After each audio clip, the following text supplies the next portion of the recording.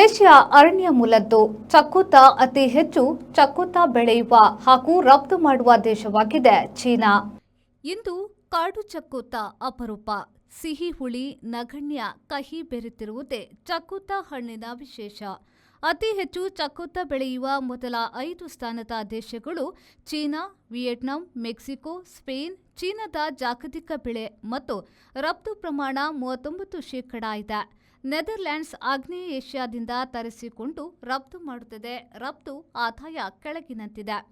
China $3.2 lakh, Netherlands $85,000, ತೆಂಕಣ Africa $18,000, Israel $13,000, Spain $9.4 Turkey $4.5 Thailand, USA, Egypt ಇತರ 3.